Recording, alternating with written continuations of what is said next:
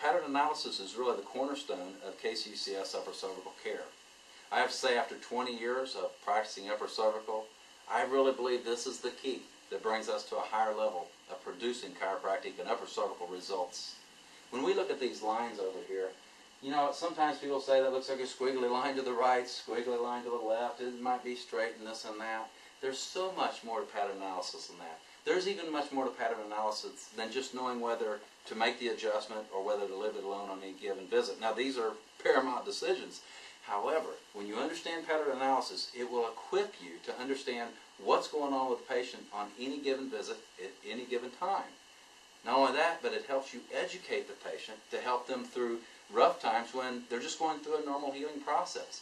Let's face it, if you were stuck in the jungle and you had no idea which way north is, and you know if you head north you're going to get out of that jungle, no matter if you have to go over a cliff or across a wide river or any kind of a problem, you know that if you have a compass, you can always point north.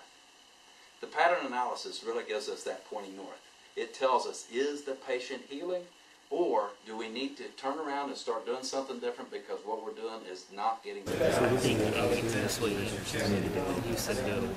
Right. So this graph has 6 constants.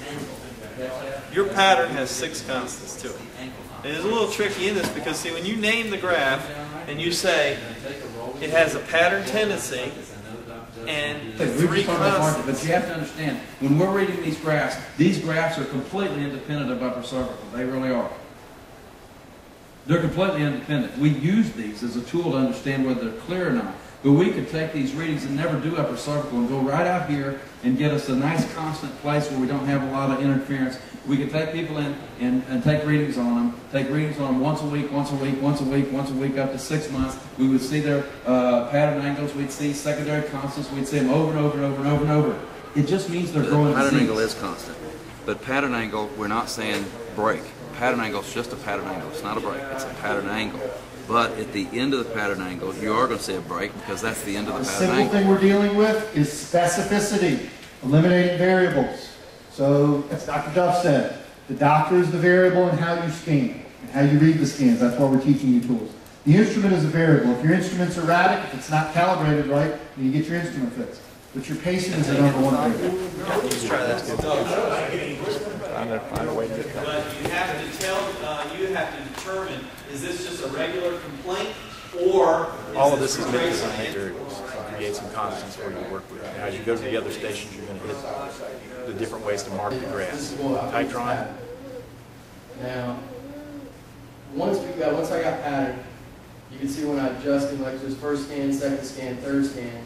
Here's where I adjusted it, and then we rested for an hour, and then here's the scan after.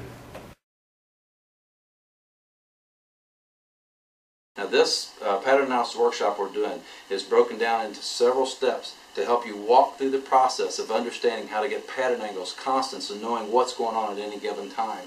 We reformatted the program last year, and we had so many testimonials afterwards because we did a lot of workshopping, and doctors were able to go right into their clinic and start putting this into action.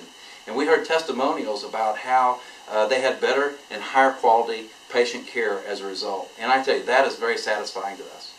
We invite you to come out and be a part of this and grow with us in upper cervical, and let's produce higher and higher upper cervical results. Thank you.